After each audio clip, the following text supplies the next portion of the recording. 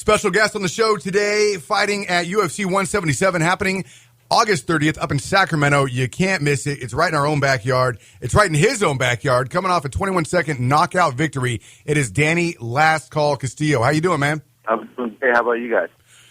We're awake. Barely. So we were actually told that you were in a good mood. I don't know why we were given that in advance, but why are you in a good mood? Well, it's Friday. It's the end of another long week of training, and I'm 22 days closer to my homecoming. That's what I've been calling it. I get to fight in my own backyard. I got my friends and family all coming out to the fight, so I'm fired up. Yeah, I was going to say, this is obviously this being in Sacramento. How stacked is this card with Team Alpha Male fighters? We only have two, but we have two of the best ones on the team, and that's myself and TJ Dillashaw. He's fighting for the belt. It's a huge rematch, and man, it's amazing because we have a great team, and Sacramento always comes out to support their local fighters. So it's going to be a great night, and man, I'm just doing cartwheels in my head. I just wish I could fight right now. Are those cartwheels, kind of like Diego Sanchez does down a hill? Nah, they're cooler. A lot cooler. So you talk about having, this coming off of a long layoff. Now, you did. We're supposed to be fighting UFC 176, right? The card that got canceled. So is this fight camp basically like an extended fight camp for you? Yeah, it's been super long. It's but during when I fight, it'll probably be about 14 weeks, and that's double the fight camps I usually have. I usually run about 8-week camps. So like I said, it's just.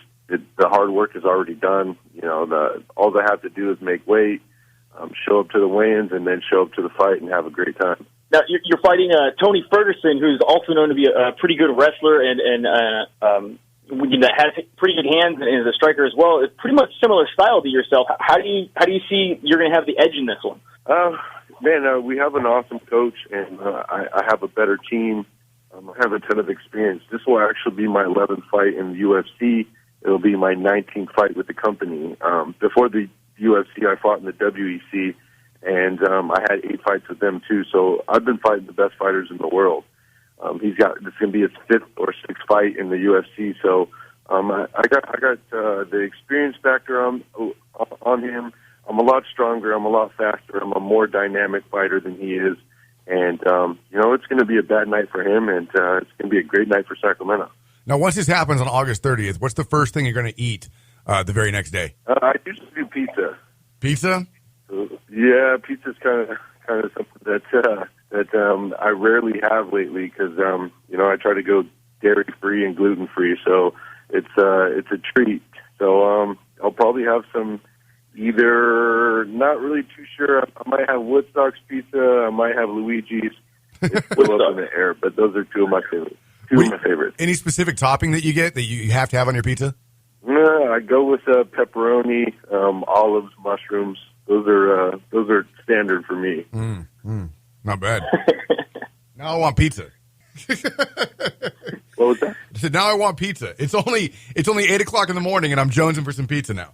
Is it ever a bad time for pizza? No, there really isn't. And that's the thing is I actually have cold pizza in the fridge here at work, so I'm thinking when we're done with this, I'm going to go eat that.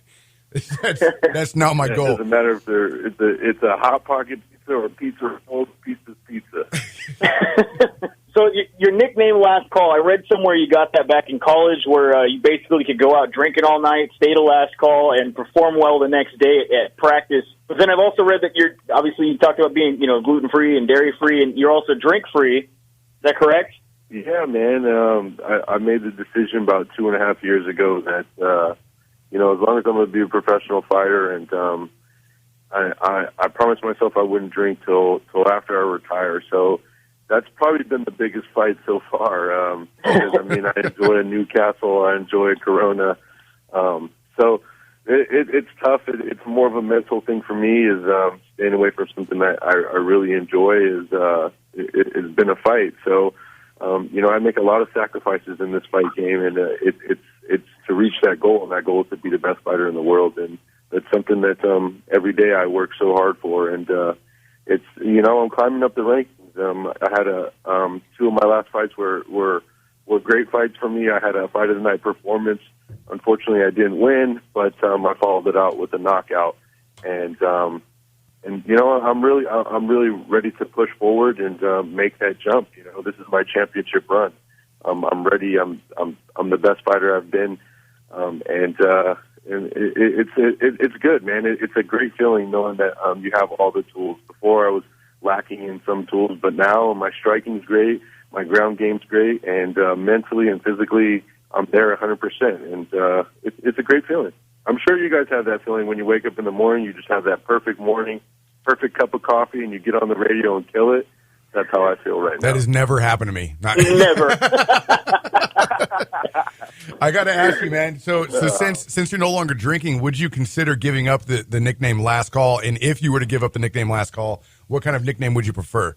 Oh, man, that's a tough question. I probably won't give it up just because, you know, it's something that's been with me my whole fight career, and you know, there's a different meaning also. You know, when I was in high school, I promised my mom I'd win a state title in wrestling, and that didn't happen.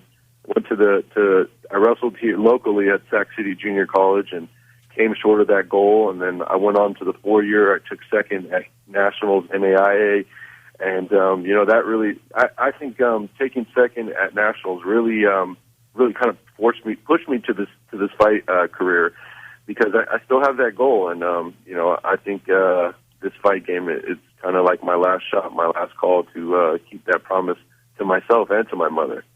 That's pretty cool, man. So you're able to take that nickname that may have stemmed from drinking or something and transform it into another goal. That's actually pretty awesome. The only reason I ask if you'd be willing to give it up is because that's Dodge's nickname, and Dodge is a bartender, so he wants to fight you for it. No. I never said fight. Well, I don't really fight for free these days, but I don't know. I will battle you at Street Fighter or Mortal Kombat, something like that, on a video game. I've done quite well. You guys can thumb wrestle. Championship Edition Street Fighter, I'm in. All right, there we go. I got the arcade game in the garage. It's on.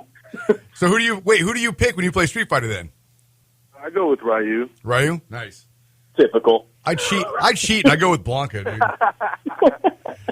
So you got a Pilates studio up there? Of everyone. Yeah, man, I do. I own a hot Pilates studio. We're the first and only hot Pilates studio in Sacramento. We're located in Midtown, and taking off. In 15 months, we were voted the best Pilates studio in Sacramento. So it's an amazing thing for me, man. I go in that studio and I gain so much motivation and inspiration from the members. I mean, we're 93% female. I'm not complaining. Must be difficult. But it's amazing, man. I have female mothers of two that go to work at 6 a.m. You know, take the kids home, cook dinner, come to the studio, knock out 2 classes, and you know, those are the real fighters in this world. Those are the people I look up to, because, man, you know, I don't really sit in traffic anymore, but sitting in traffic, that's a whole new ball game. That's a lot tougher than me going to the practice and getting punched in the face. I'll tell you that much. So hot Pilates, is that like hot yoga? Yeah, it's a lot tougher than hot yoga. Hot yoga, you're holding poses. Pilates, you're working muscles. But you're doing it. So, but it's mainly focused on. Go ahead. I would say, but it's a heated environment, right? Yeah, we're 95%. We're 95 degrees. We're not as hot as hot yoga. They're usually 106, 108. We're 95, but we have 40% humidity. So as soon as you kind of get in that room, you're sweating. But it's a great workout. How does it?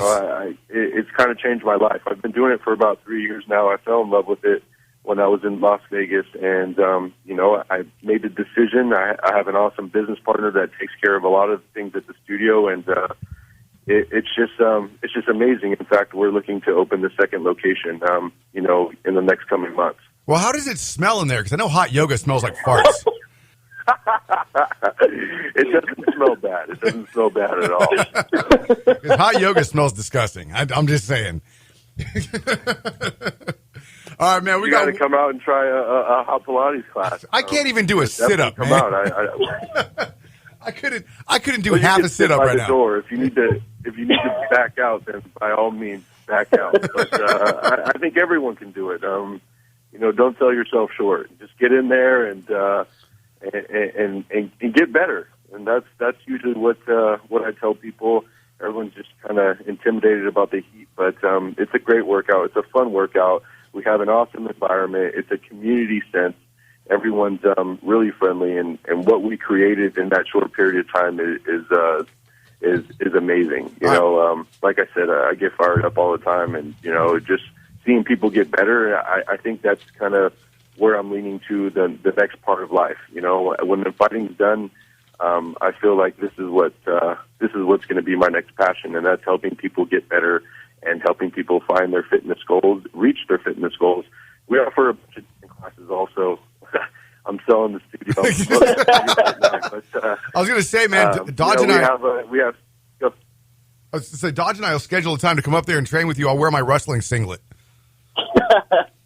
Oh, you will not. No, you don't want to see it either. All right, before we run, man, we got one more question for you. It's a fight question. Who would win in a fight? Dodge, go ahead. All right, Danny, who would win in a fight? A bear with machine guns for hands and feet, or a pterodactyl that poops chainsaws? I would go with the pterodactyl, just because they have, they're airborne. They're swooping in and out, and they have sharp talons. talons. The bear's kind of just on the ground. Well, not to alarm you, but this might start a fight with your teammates because two of your teammates have chosen the bear. Yeah, Uriah Faber and TJ Dillashaw both picked the bear. Well, I don't know why they would do that. I think you should bring it up at your next training session. I agree. Yeah, I agree. This should. Well, I got practice in an hour and a half, so I'll definitely tell them that's the stupidest choice I've ever heard. I love it. It's going down August 30th, UFC 177. Danny Castillo is taking on Tony Ferguson. You got to watch it. TJ Dillashaw also fighting for the title with Renan Barão. It's up in Sacramento. If you can get tickets to it, get tickets to it. If you got to watch it on pay-per-view, then by all means, watch it on pay-per-view. Support the local guys. Danny Castillo, we wish you the best of luck, and thank you so much for being on the show today. Oh, man, thank you. I really appreciate it. And, after I beat this guy up, I'd love to come on and maybe come in studio and hang out with you guys and have some pizza. Let's do that, man. Awesome. We're going to hold you to it. All right, man. Well, take care. All right, thanks.